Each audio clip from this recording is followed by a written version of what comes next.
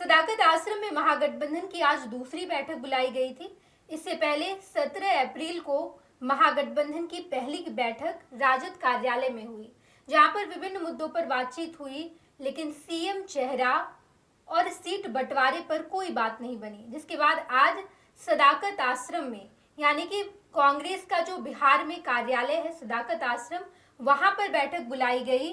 कांग्रेस इस बार चुनाव में बढ़ चढ़ कर अपनी भागीदारी दिखा रही है, महागठबंधन में अपनी भागीदारी दिखा रही है, तेजस्वी से पीछे नहीं रहना चाहती है। यही वजह है कि पहले आरजेडी कार्यालय में बैठक हुई और उसके बाद आज दूसरी बैठक सदाकत आश्रम में बुलाई गई। लेकिन तेजस्वी यादव कांग्रेस को उसकी हैसियत दिखाने में कहां झुके।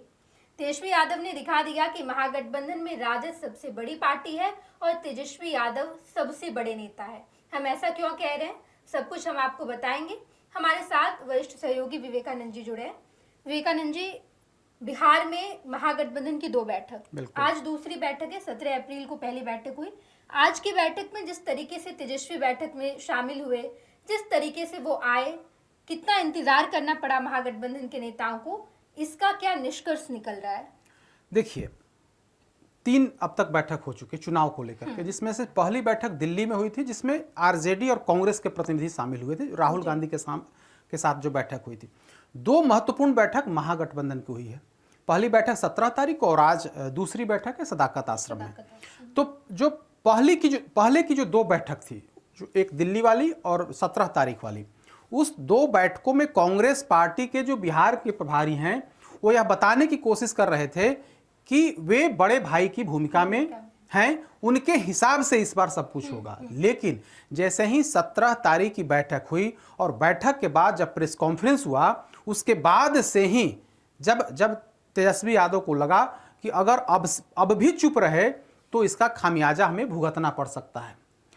2 बैठक तक बैकफुट पर रहे तेजस्वी, उसके बाद फ्रंट फुट पर खेलने लगे। जैसे ही बैठक समाप्त हुई, बैठक के बाद प्रेस कॉन्फ्रेंस तक तो बैकफुट पर रहे तेजस्वी। अगले दिन यानी कि 18 अप्रैल की सुबह राजद के नेताओं ने मोर्चा खोल दिया और सीधे तौर पर कहा कि तेजस्वी यादव नेता थे, मुख्यमंत्री के कैंडिडेट 2020 में थे, आज हैं और आगे भी रहेंगे, इसमें कहीं कोई इफ बट नहीं है। जिस तरह से सूरज का पूरब में उगना तय है, उसी तरह से महागठबंधन के अंदर मुख्यमंत्री का चेहरा अगर कोई है जो तय है वो तेजस्वी यादव हैं। राजद के प्रवक्ता सबसे पहले मृत्युंजय तिवारी ने यह बात कही और उसके बाद जो राष्ट्रीय उनके प्रवक्ता हैं मनोज झा, उन्होंने ये बातें कही। और दोनों नेता, मनोज झा के बारे में कहा जाता है कि वे तो तेजस्वी यादव के बेहद करीबी हैं। जो बिहार के जो प्रवक्ता हैं मृत्युंजय तिवारी, वे भी काफी करीबी लालू परिवार के माने जाते हैं। तो उन दोनों नेताओं ने मोर्चा खोल दिया। जो कांग्रेस पार्टी अभी तक कह रही थी कि तेजस्वी यादव खास करके मुख्यमंत्री का चेहरा कौन होगा यह तय नहीं है, हम लोग आगे चुनाव के बाद तय करेंगे।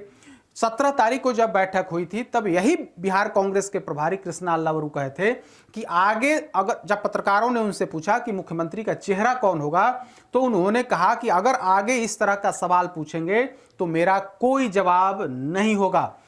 तो भाई मैं पहले 2 बार इस पर जवाब दे चुका हूं। तो उन्होंने क्या जवाब दिया था? उन्होंने यही जवाब दिया था कि मुख्यमंत्री का चेहरा हम लोग तय कर लेंगे चुनाव के बाद। हम लोग अगर महागठबंधन को बहुमत मिलता है तब हम लोग आगे उस पर निर्णय लेंगे। लेकिन जैसे ही तेजस्वी यादव को लगा कि इससे नुकसान हो रहा है, हमारे महागठबंधन के जो वोटर्स हैं उनमें कंफ्यूजन पैदा हो रही है, लिहाजा उन्होंने 2 वरिष्ठ जो अपने प्रवक्ता हैं उनको मैदान में उतार करके कांग्रेस पार्टी को मैसेज दे दिया कि आपका एजेंडा यहां नहीं चलेगा। नहीं चलने के पीछे की वजह यही थी कि बिहार में अगर सबसे बड़ा जनाधार किसी के पास है तो आरजेडी के पास है। आरजेडी के पास MY समीकरण तो है ही, बाकी कुछ अन्य जातियों का भी वोट आरजेडी को मिलता है। तो वैसी स्थिति में कांग्रेस के दबाव को दरकिनार करते हुए आरजेडी अब सीधे तौर पर फ्रंट फुट पर खेलना शुरू कर दी है। और फ्रंट फुट पर खेलने के पीछे कांग्रेस का जो दूसरा धड़ा है वो कहीं ना कहीं आरजेडी के साथ होते हुए दिख रहा है। जो अखिलेश सिंह का जो गुट है, जिस अखिलेश सिंह को इस आरोप में हटा दिया गया कि ये लालू परिवार के करीबी हैं। तो इस तरह से आप कहें कि आज जब बैठक हुई तो उस बैठक में स्पष्ट तौर पर दिखा कि आज तेजस्वी यादव अपने हिसाब से अब करेंगे। बिल्कुल विवेकानंद जी, हम लोग जिस वाक्य का जिक्र कर रहे हैं कि कृष्णा अल्लावरू और वहां पर तेजस्वी यादव बैठे हुए थे, प्रेस कॉन्फ्रेंस रखा गया था। तेजस्वी यादव के सामने कृष्णा लावरू ने कहा कि मुख्यमंत्री का चेहरा कंफर्म नहीं है। बिल्कुल। ये सुनकर तेजस्वी यादव थोड़े अनकंफर्टेबल हुए, हम सब ने देखा था उसे।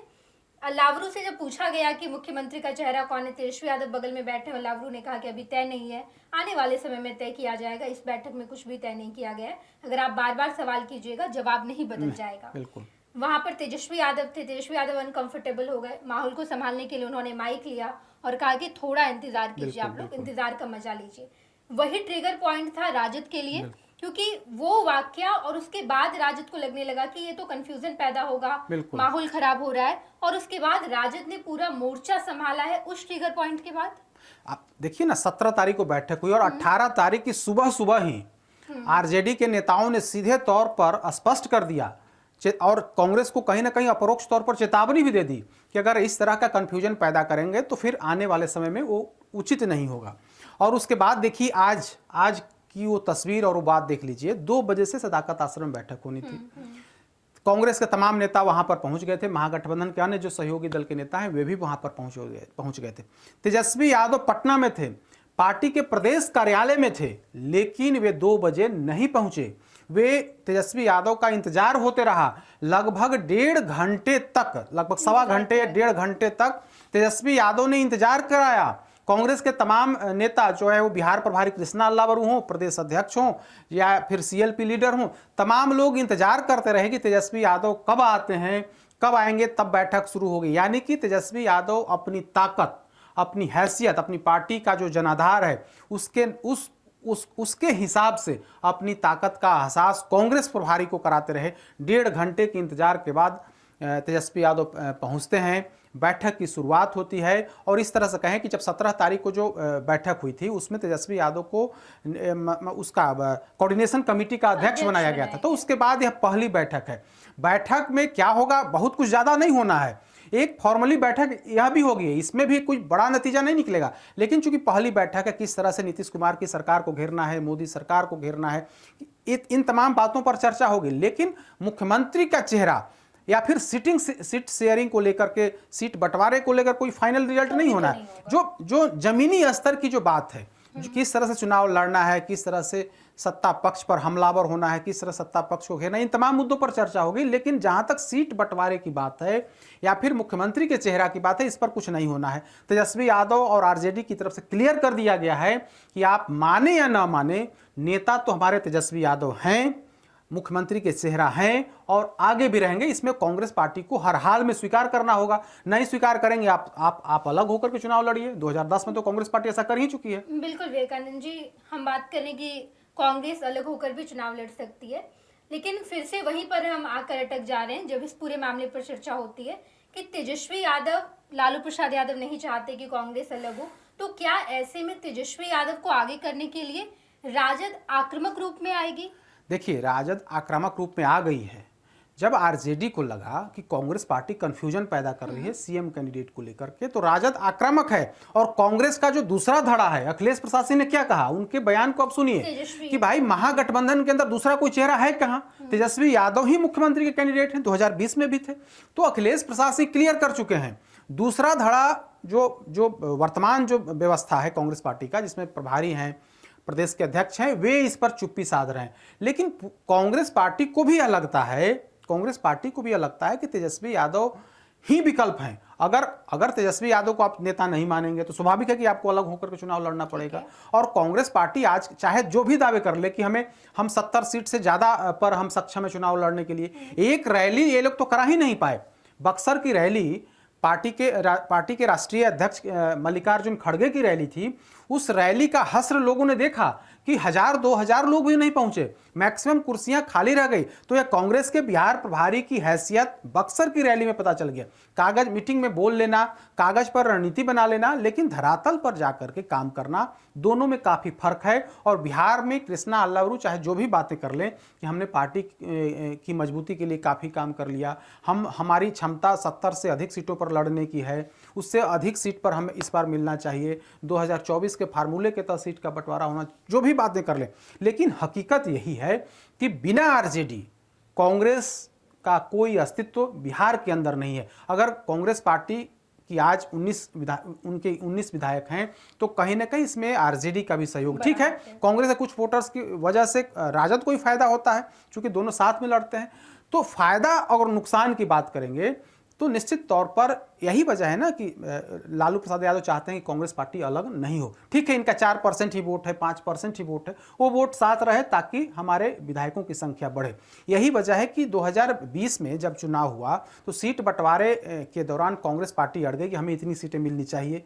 लालू प्रसाद यादव को की मजबूरी हुई कि उन्होंने सम्मान रखते हुए इनको 70 सीटें दी, लेकिन 70 में इनकी पार्टी 19 सीट ही जीत सकी, मैक्सिमम सीट पर इनकी हार हो गई। तब कहा गया कि इन्होंने बेहतर विधानसभा क्षेत्र नहीं दिया, वैसी सीट को दिया गया जहां पर हारने की ज़्यादा गुंजाइश थी।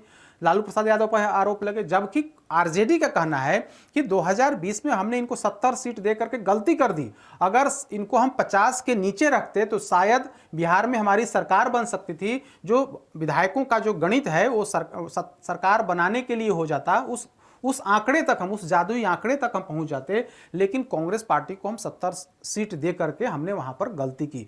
कहा जाता है, जो सोर्सेज हैं वो बताते हैं कि तेजस्वी यादव इस पूरी कोशिश में हैं कि कांग्रेस पार्टी को इस बार 50 के नीचे रोका जाए, और यही वजह है कांग्रेस पार्टी को इस पूरी बात की जानकारी हो गई है, लिहाजा सीएम चेहरे पर कृष्णा अल्लाब्रू चुप हो जा रहे हैं। और राजद को लगता है कि अगर ये चुप रहेंगे तो जनता के अंदर कंफ्यूजन पैदा होगा, वोटर्स के अंदर, कि तेजस्वी यादव को नेता मानने से कांग्रेस पार्टी इनकार कर रही है। तो कंफ्यूजन को दूर करने के लिए आरजेडी फ्रंट फुट पर खेलना शुरू कर दी है कि देखिए, आप मानिए या ना मानिए, हमारे नेता ही मुख्यमंत्री के चेहरा है। बिल्कुल विवेकानंद जी, लेकिन एक सप्ताह में देखिए सिनेरियो कितना बिल्कुल बदल गया। बिल्कुल 17 अप्रैल जहां पर कांग्रेस फ्रंट फुट पर थी, तेजस्वी यादव बैक फुट पर थे, क्या खड़गे जब आए थे बिहार तो उनकी सभा में जिस तरीके की चीजें हुई, लोग नहीं पहुंचे, ये कहा गया कि वहां के जो जिला प्रभारी हैं उनकी गलती थी, उन्हें हटा भी दिया गया, बाद में ही कहा गया कि नहीं वो रहेंगे, ये तमाम चीजें जब हुई तो उसके बाद खड़गे का जो जिस तरीके की रैली सफल नहीं हो पाई, क्या यही है कि कांग्रेस को रियलिटी चेक मिल गया और वो बिल्कुल। देखिए, जिस दिन खड़गे की रैली थी और रैली के बाद जो तस्वीर निकल करके सामने आई ना, उसमें कांग्रेस पार्टी की पूरी पोल पट्टी खुल गई। अगर वो रैली नहीं होती शायद, और उस रैली में अगर भीड़ ज्यादा उमड़ जाती तो स्वाभाविक है कि कांग्रेस पार्टी आज इस तरह से बैकफुट पर नहीं होती। कांग्रेस पार्टी का जो पूरा जो गुबार था, जो उसको कहते हैं गुब्बारा का हवा जो है ना निकल गया, तो हवा निकल गया तो गुब्बारा पूरी तरीके से पिचक गया है। उसकी वस्तु स्थिति, उसकी हकीकत बिहार की जनता और खास करके आरजेडी के लोग जान गए हैं कि बिना आरजेडी कांग्रेस का भविष्य क्या है, वो बक्सर की रैली उसका प्रमाण है। यानी कि बक्सर की जो रैली हुई वो इस बात के लिए कहीं ना कहीं कांग्रेस पार्टी को बैकफुट पर जाने में वो रैली उनको विवश कर दिया। और यही वजह है कि आज कृष्णा अल्लाब्रू पूरी तरीके से चुप हैं। तेजस्वी यादव का इंतजार करते रहे, 1.5 घंटे तक इंतजार करना पड़ा। तेजस्वी यादव अपने पार्टी कार्यालय में थे, वहाँ से वहाँ जाने में उन्होंने समय लगाया। और इसके पीछे की जो जानकारी यही है कि तेजस्वी यादव अपनी अहमियत बताना चाहते थे कि बिना आरजेडी कांग्रेस का बिहार में कोई ज्यादा वजूद जो है, राजनीतिक वजूद, वो नहीं है। बिल्कुल विवेकानंद जी, बहुत बहुत धन्यवाद। हमने तमाम मुद्दे पर बातचीत की। आज जब तेजस्वी यादव महागठबंधन की इस दूसरी बैठक में आए तो उन्होंने 1.5 घंटे तक महागठबंधन के तमाम नेताओं को इंतजार करवाया, खासकर कांग्रेस को इंतजार करवाया, क्योंकि पिछली बैठक में कांग्रेस फ्रंट फुट पर थी और इस बार खड़गे की रैली असफल हुई और उसके बाद अब कांग्रेस बैकफुट पर आ गई है। तेजस्वी यादव अपनी अहमियत कांग्रेस को बता रहे हैं। बिहार की सियासत में जो भी कुछ होगा सब कुछ हम आपको बताएंगे। आप देखते रहिएगा first Bihar Jharkhand. Panorama group, जो सोचता है वो करता है, आपके अपने सपनों का आशियाना। ये लो, मुंह मीठा करो, आज मैंने अपना जॉब छोड़ दिया, अब हम पूर्णिया वापस जाएंगे। जॉब छोड़ दिया है? मतलब ये घर कैसे चलेगा, हम करेंगे क्या, और माँ बाबूजी क्या बोलेंगे? इसलिए मैं एक और मिठाई का डब्बा लाया। अपने बिजनेस के लिए लोन अप्रूव हो गया। अरे लोन अप्रूव हो गया वो तो ठीक है, लेकिन पूर्णिया में हम रहेंगे कहाँ? अपना घर भी तो नहीं है वहाँ। इसलिए तो एक और मिठाई का डब्बा अलग से लाया हूँ। हमने पूर्णिया में घर ले लिया है, पूर्णिया के ई होम्स पैनोरमा में। पूर्णिया में पैनोरमा ग्रुप लेकर आए हैं ई होम्स पैनोरमा। बड़ा घर, आलीशान जिंदगी और अत्याधुनिक सुविधाओं के संग। अरे अब क्यों मुंह मीठा करवा रही हो? क्योंकि हम घर वापसी जो कर रहे हैं। घर वापसी की खुशी पूर्णिया में ई होम्स पैनोरामा के संग। E Homes Panorama, luxurious lifestyle redefined.